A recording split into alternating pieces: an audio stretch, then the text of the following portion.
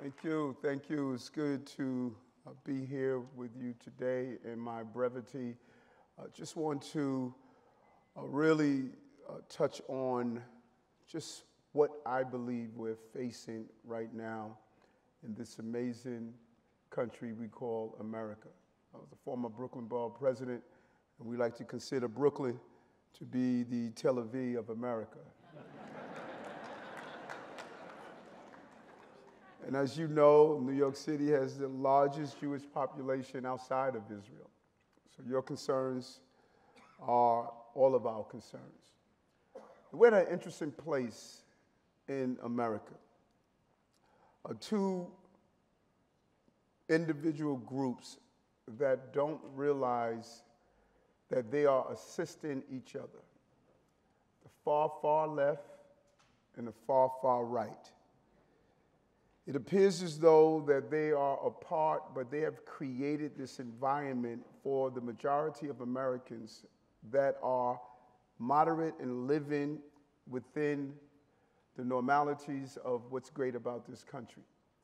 On one hand, you have the far, far left stating that whoever commits an act, anti-Semitism, or discharge a weapon should not be held accountable at all. And the far, far right is promoting some of the hatred that we are seeing every day and asking that we give guns to everyone in the city or country. Two different groups creating what I call the turmoil that we are experiencing. But I really believe in all my heart in the words of Archbishop Desmond Tutu.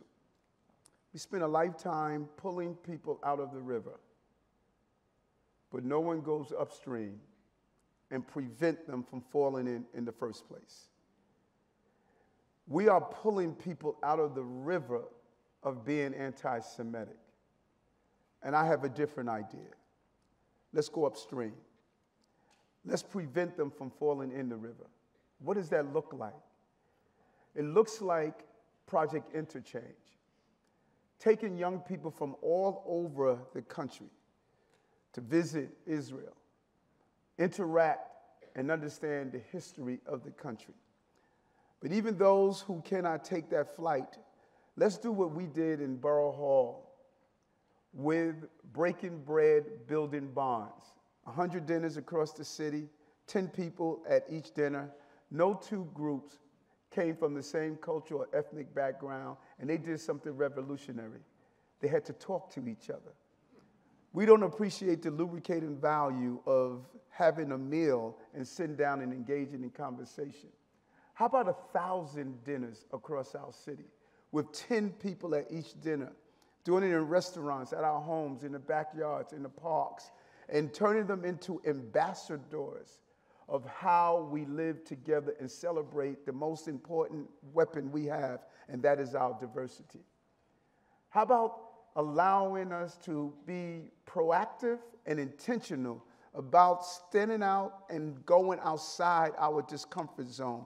It is amazing how diverse this city is, and we're one of the most segregated places on the globe.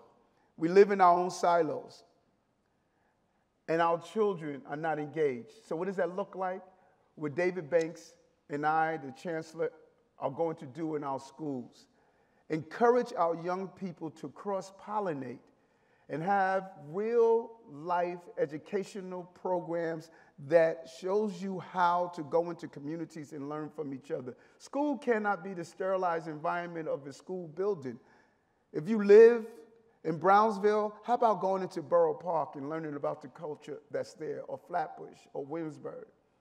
If you live in the South Bronx, how about going into Sunset Park and learning from our very rich Latino community? It's about tearing down those barriers. By the time someone draws a swastika, by the time someone attacks someone because of how they're dressed, or where a synagogue is located, or destroy a statue in a Catholic church, or go and disregard a Buddhist temple, by the time that violence happens, we already failed. We're already pulling them out of the river. And I say, let's take our city upstream. And if we do it right in New York, it would cascade throughout this entire country. And there would be a different conversation in what we're hearing now from the two extreme ends of our country. That's what I believe. And I'm going to fortify that as the mayor. Yes, we're going to do the law enforcement part. That's a downstream, what we have to do. We're going to make sure those who carry out hate crimes are arrested. We're going to ask the district attorneys and the prosecutors to have a no plea bargaining agreement for those who carry out hate crimes. Yes, we look at the numbers and notice that we're having a decrease in some areas, but a decrease is not enough. We must not alleviate hate, we must eradicate hate. That's the focus that we're going to have. And so my promise to you, as the mayor of this amazing city, spent 22 years of my life wearing a bulletproof vest, standing on street corners, protecting the children and families of this city. I'm going to continue to do that. And as I depart, I have one ask of you. Let's support our police. Let's support our police.